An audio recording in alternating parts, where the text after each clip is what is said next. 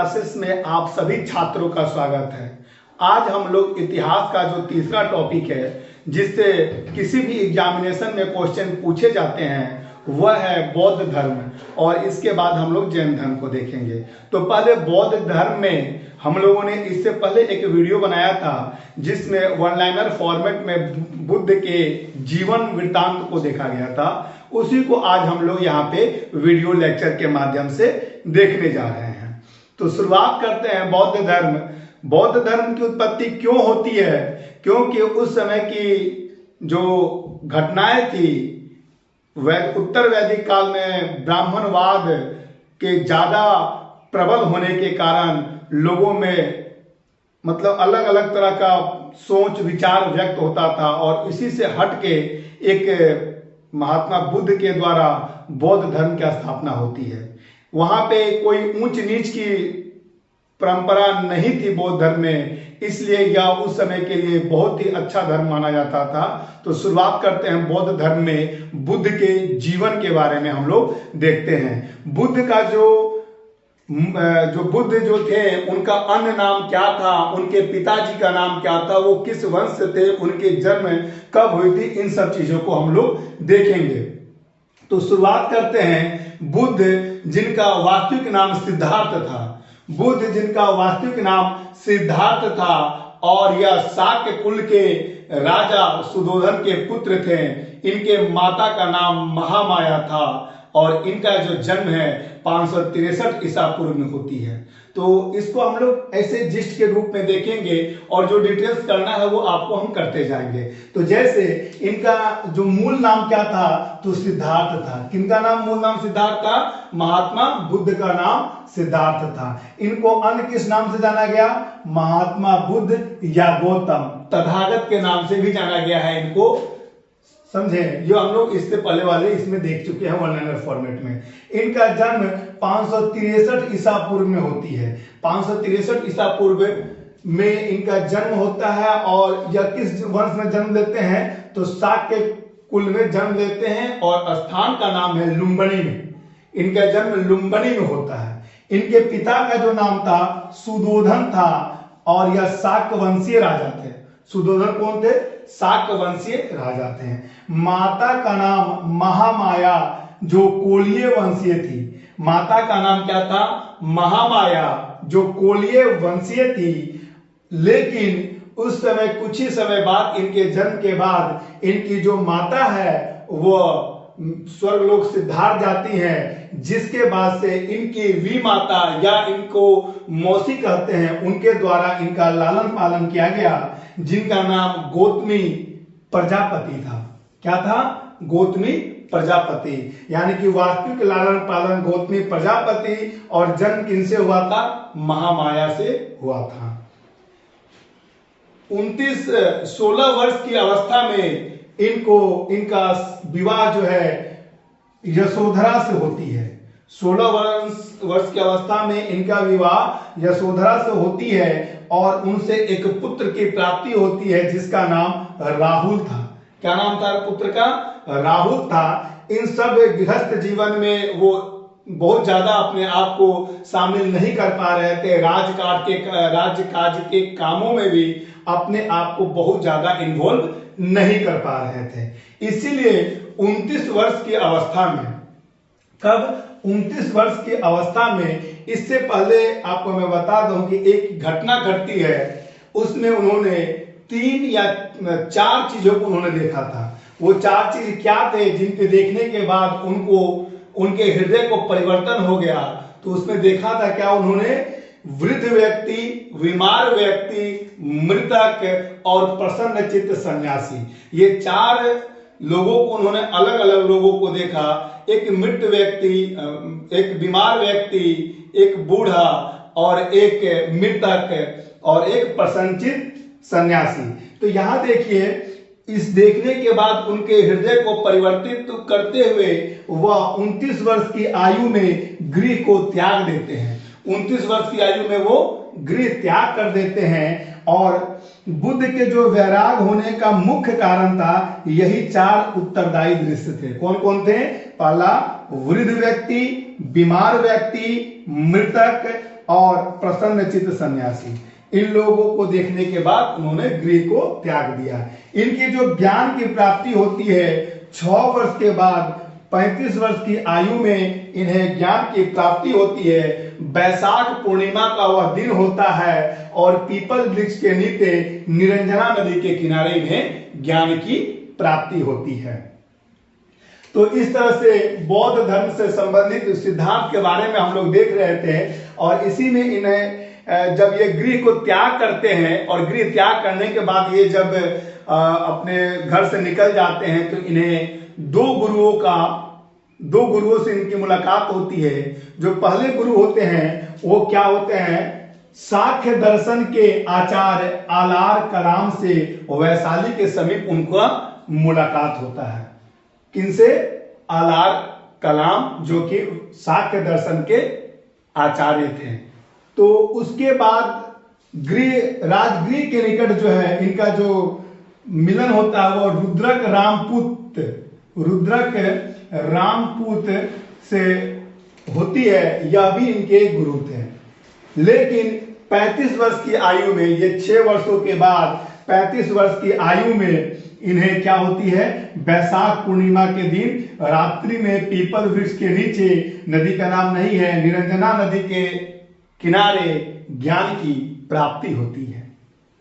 और जब इन्हें ज्ञान की प्राप्ति होती है उसके बाद इन्होंने अपने 5 शिष्यों को जो प्रथम उपदेश दिया था उसे क्या कहा जाता है, धर्मचक्र प्रवर्तन। क्या कहा जाता है, धर्मचक्र प्रवर्तन। तो 5 ब्राह्मणों जो सारनाथ में ऋषि पतन या मृगदाव में दिया गया प्रथम उपदेश महात्मा बुद्ध के द्वारा है। इसे ही धर्मचक्र प्रवर्तन कहते हैं। और जो अब देखिए क्या होती है कि जब यह ऋषि बन जाते हैं और अपने मत का प्रचार करते हैं, इसी प्रचार के क्रम में कई राजाओं के दरबार में जाते हैं तो राजाओं के द्वारा दान में उन्हें कुछ दिया जाता था। स्पेशली उन्हें रहने के लिए एक आश्रय दिया जाता था जिसे विहार कहते थे। और इसी विहार को, जैसे अब बिंबिसार ने कौन सा विहार दिया था, तो बिंबिसार के जो द्वारा दिया गया है वो वेलुवन विहार दिया गया है। वेलुवन विहार किसके द्वारा, बिंबिसार के द्वारा। और प्रसेनजित के द्वारा पुब्बाराम विहार दिया गया है, पुब्बाराम विहार दिया गया है प्रसेनजित के द्वारा। लिच्छवियों के द्वारा जो दिया गया है कुटाग्रशाला विहार, लिच्छवियों के द्वारा दिया गया है कुटाग्रशाला विहार। और अनाथ पिंडक के द्वारा दिया गया है जैतवन विहार, अनाथ पिंडक के द्वारा दिया गया है जैतवन विहार। तो इस तरह से बौद्ध जो है जन्म से लेकर 29 वर्ष की अवस्था में घर से निकलते हैं और अभी तक हम लोग कहाँ पहुंचे, वो जो प्रथम उपदेश देते हैं उसके बाद विभिन्न राजाओं के राज दरबार में जाते हैं, उनसे वहां से क्या मिलती है। इसके बाद के क्रम को हम लोग नेक्स्ट वीडियो में देखेंगे और इसके साथ वन लाइनर फॉर्मेट का वीडियो भी आएगा, आप इस वीडियो को देखें। तो दोस्तों अब देखते हैं बौद्ध धर्म के कुछ वन लाइनर फॉर्मेट में, जिसे हम लोग अभी जो वीडियो लेक्चर देखे उससे ही जुड़े हुए कुछ तथ्य को देखते हैं। तो मैंने इससे पहले बुद्ध के जीवन के बारे में मैंने डिटेल से वन लाइनर फॉर्मेट में बता दिया है और आज वीडियो लेक्चर में बुद्ध के जीवन को ही चर्चा किए हैं। अब उसके आगे के वन लाइनर फॉर्मेट देखते हैं, इसके बाद फिर हम लोग जो नेक्स्ट वीडियो होगा उसमें आपको बुद्ध के अन्य चीज़ों को देखेंगे। बुद्ध के प्रथम उपदेश को धर्म चक्र प्रवर्तन की संज्ञा दी जाती है। क्या दी जाती है?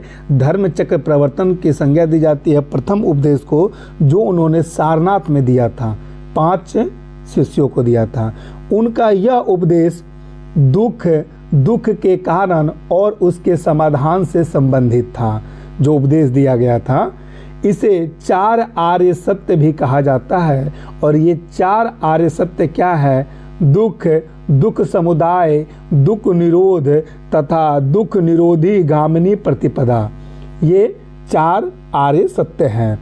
बुद्ध के अनुसार दुख का मूल कारण अविद्या के विनाश का उपाय अष्टांगिक मार्ग है। अविद्या के विनाश का उपाय अष्टांगिक मार्ग है। अष्टांगिक मार्ग 7 जो इस प्रकार है, कौन कौन है? सम्यक दृष्टि, सम्यक संकल्प, सम्यक वाक्य, सम्यक क्रमात्, सम्यक आजीव, सम्यक व्यायाम और सम्यक स्मृति एवं सम्यक समाधि। ये 8 अष्टांगिक मार्ग हैं। बुद्ध अपने मत को मध्यमा प्रतिपदा या मध्यम मार्ग कहते हैं। बौद्ध धर्म के अनुयायी 2 वर्गों में बटे हुए थे, भिक्षुनी या भिक्षु, उपासक और उपासकाएं। ठीक है, यहाँ पे कुछ मिसप्रिंट है, इसे देख लेंगे। सामान्य मनुष्यों के लिए बुद्ध ने जिस धर्म में उपदेश दिया है उसे उपासक धर्म कहते हैं। सामान्य मनुष्यों के लिए, जो अभी जैसे हम लोग नॉर्मल लाइफ में जो लोग होते हैं, उनके लिए जो उपदेश दिया है उसे उपासक धर्म कहते हैं। बौद्ध धर्म के त्रिरत्न हैं बुद्ध, धम्म एवं संघ है। परंपरागत नियम में आस्था रखने वाले संप्रदाय अस्थावीर या थेरावादी कहलाया। इनका नेतृत्व महाकच्चायन ने किया। किसका? थेरावीर का। और परिवर्तन के साथ नियम को स्वीकार करने वाले को संप्रदाय महासांगिक कहलाए और इनका नेतृत्व महाकश्यप ने किया था। चतुर्थ बौद्ध संगति में महासांगिक का बोलबाला था। चतुर्थ बौद्ध संगति में क्या था? महासांगिक का बोलबाला था। चतुर्थ बौद्ध संगति के समय बुद्ध ने भाषा के रूप में संस्कृत को अपनाया था। चतुर्थ बौद्ध संगति के समय, इस संगति के समय बौद्ध धर्म स्पष्ट रूप से हीनयान और महायान नामक 2 संप्रदायों में विभाजित हो गया था। नेक्स्ट स्लाइड में देखते हैं। प्रथम 4, जैसे कि बौद्ध संगतियाँ जो हुई थी उसके बारे में यहाँ दिया गया है कि प्रथम बौद्ध संगति 483 ईसा पूर्व में हुई थी। कहाँ पे हुई थी? तो राजगीर में हुई थी। महाकश्यप उसके अध्यक्ष थे और शासक कौन थे? अजात शत्रु थे। द्वितीय बौद्ध संगति 383 ईसा पूर्व में हुई थी और वैशाली जगह पे हुई थी। सब्बुकामी जो थे उस समय अध्यक्ष थे और कालाशोक वहाँ के राजा थे। तृतीय बौद्ध संगति 247 ईसा पूर्व में या कहीं कहीं 251 ईसा पूर्व भी लिखा रहता है, पाटलिपुत्र में हुआ था। मोगली पुत्र तीस्त उसके अध्यक्ष थे और अशोक उस समय राजा थे। चतुर्थ बौद्ध संगति ईसा के प्रथम शताब्दी कुंडलवन कश्मीर में वसुमित्र अध्यक्ष और अश्वघोष उपाध्यक्ष थे और कनिष्क का शासनकाल था। नेक्स्ट स्लाइड में देखते हैं। सर्वअस्तिवाद आगे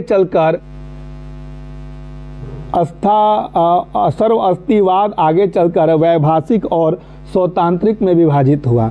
वैभाषिक मत की उत्पत्ति मुख्य रूप से कश्मीर में हुई थी। वैभाषिक के प्रमुख आचार्य कौन थे? धर्म प्राप्त हो सकते थे, बुद्धदेव, वसुमित्र आदि थे। स्वतांत्रिकता संप्रदाय सूत पीठक पर आधारित था। स्वतांत्रिक संप्रदाय जो था वो सूत पीठक पर आधारित था। और शून्यवाद यानी माध्यमिक के प्रवर्तक नागार्जुन थे, जिनकी प्रसिद्ध रचना माध्यमिक का कारिका है। नागार्जुन के अतिरिक्त अन्य विद्वान थे चंद्रकृति, शांतिदेव, शांति रक्षित और आर्यदेव आदि थे। नागार्जुन की तुलना मार्टिन लूथर से की जाती है। वेनसांग ने इसे संसार के 4 महादार्शक शक्तियों में से एक कहा है। उसे भारत का आइंस्टीन भी कहा जाता है। किसे? नागार्जुन को।